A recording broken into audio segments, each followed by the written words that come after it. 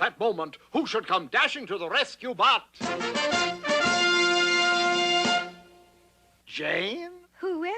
Nature Boy is still back there battling the strangler vines. Now what do we do? Wait for him. After all, he's the hero. Now you may well ask, what does all this have to do with George of the Jungle? All right. What all this got to do with George of Jungle? Fortunately, the ever-present Tookie Tookie Bird had seen all that happened and made a beeline, or bird line, for the palatial treehouse belonging to George of the Jungle.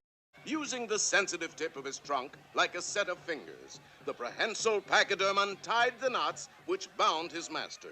Shep, not prehensile pachyderm. Shep, good doggy. And the terrified ape was forced to leap up and down like a terrified ape, that's what. Finally, he wove a huge net of jungle creeps. Creepers. Creepers. Cooey, Titherage. It be George of the Jungle. Already? It's a fast-moving plot, Plumtree. Following the trail made by faithful Shep, our heroes pressed forward through the impenetrable jungle. Impenetrable. Whatever. Tied to a stake in the Bumbashooty village, and you know what that means. We ain't playing Ring-a-Levio, Jack. Don't you know that all I have to do is raise my voice to call George of the Jungle? Who's he? You don't know about George of the Jungle? The TV reception here is terrible, sweetie. It's the wet wood. The show will continue in just a moment, folks, with a slight change in the cast. Why you do this? Do I have to explain the plot twice?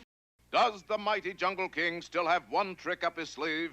George not even have sleeve, just muscle. This being a short episode, the seed grew very quickly. And Strangler McVine threw a clammy tendril around George's gozle and squeezed off his air. Friends, have you ever had your gozle squeezed by a clammy tendril? Ooh, it's awful. Small wonder, then, that the world was shocked to hear that on his way back to Uwanabaya, Dr. Spritzer's plane had crashed on Gonna Take a Peek. What crashed? My plane is flying straight and level. Let that be a lesson, Doctor. Never monkey around with a narrator. Then he hops in his plane, flies to Gonna Take a Peek, and crashes for his 2-week vacation. Just once. Couldn't I land regular? I know. Never fool around with a narrator. Meanwhile, unaware of the impending danger, the jungle monarch surveyed his tropical umpire. That tropical empire. Whatever. We're safe, Weevil. He's out cold. What, that? I say we're safe. You're out. Now that tropical umpire. Within minutes, the ape man was loaded onto a bamboo pole and on his way to the coast. Not fair to take George out of jungle. Jungle is George's element. And speaking of elements, there he was, trusting faithful Shep. That's elephant, not element. Well, it's too late now. And now we shall never know whether George could actually do a triple somersault into a damp hanky.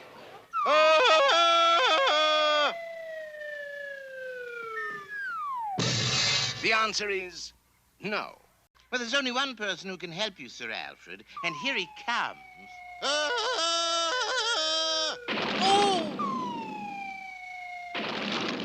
George of the Jungle. But why him? It's his show. Our hero, George, faces many dangers in his life as king of the jungle. For one thing, the jungle is full of trees. Then there are snarling leopards. Not to mention the crosstown traffic. With all these things, do you think it's fair that he should have to tangle with a mad scientist? No! Yes. Ready, aim. Wait! Maybe we better begin a little earlier.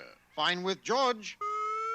My head? Stuff and nonsense. Nonsense, no. Stuffed, yes. George, this is madness. True.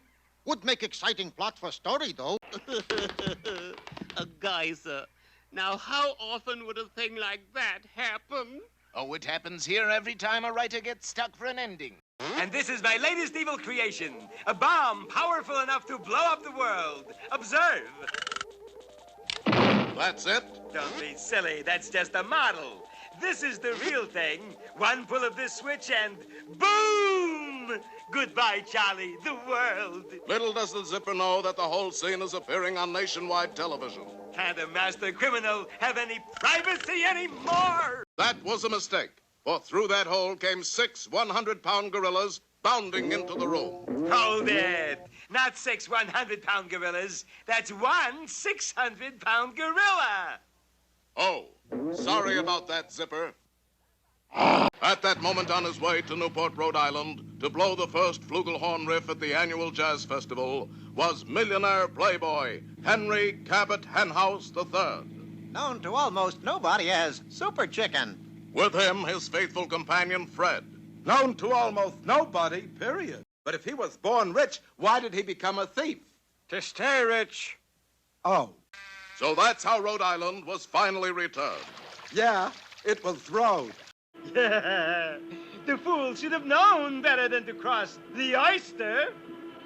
The pearl is mine.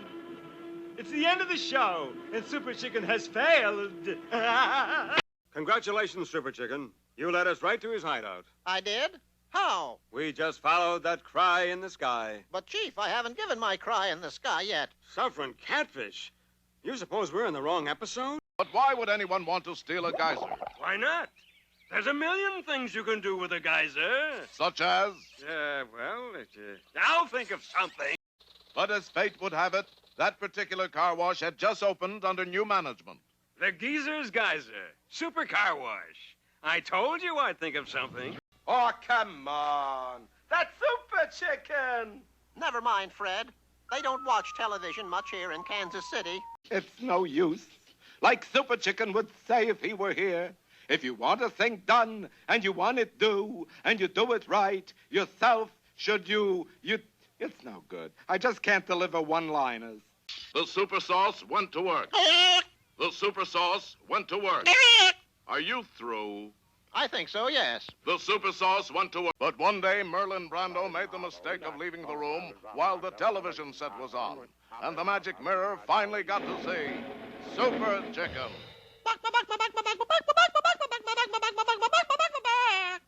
So when you hear a different kind of cry in the sky, You'll know I picked the wrong dummy. Ooh. Fred, this looks like a job for... Super Chicken! Have you been giving away the plot, Fred? You Super Chicken! So long, everybody. Who is that crawling out on one of the overhead rafters? Who is that swinging down on a rope? It ain't Georgie the Jungle Buster. I guess he was too busy to hear me. I should have known. He's never too busy. It's impossible! A little strip of ice like this could not hold that much weight. You see?